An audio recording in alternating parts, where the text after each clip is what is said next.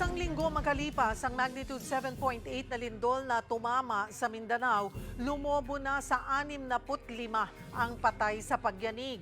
Iniimbestigahan naman ang nangyaring pag-urong ng dagat o coastal uplift sa ilang probinsya matapos ang malakas na pagyanig. Para bigyan ng mukhang balita, Mobile Journal, Daniel Dayaw.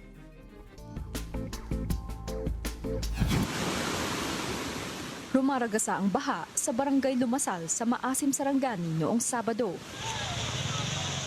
Inabot din ng baha ang kalsadang ito, kaya bumagal ang daloy ng trapiko.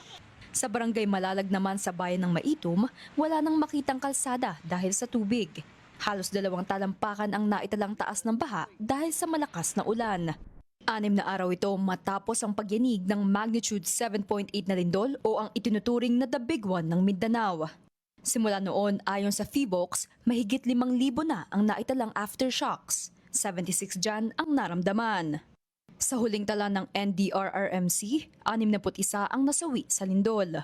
Higit 1,000 ang sugatan habang 4 na pa ang nawawala. Higit 173,000 na pamilya ang naapektuhan ng lindol o tinatayang nasa 700,000 na tao. Higit 700 naman ang mga infrastruktura na nasira. Katumbas niyan ang nasa 1 bilyong pisong halaga. Kaya ang DPWH 24/7 daw ang trabaho para maisaayos ang mga nasirang infrastruktura. Ayon sa ahensya, nabuksan ng muli ang karamihan sa mga nagsarang National Road section sa Mindanao matapos ang tuloy-tuloy na clearing operations. Umurong naman ang tubig dagat sa Glan Sarangani at Jose Abad Santos sa Davao Occidental, kasunod ng malakas na lindol. Ayon sa PHIVOLCS, coastal uplift o pag-angat ng baybayin o lupa malapit sa dagat ang nangyari.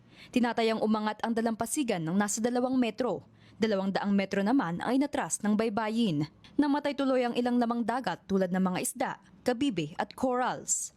Sa tansya ng PHIVOLCS, umabot ng 200 metro ang iniurong ng baybayin dahil sa nangyari. Itong coastal uplift daw ang dahilan, kaya tayo mayroong mga bundok na tila may corals.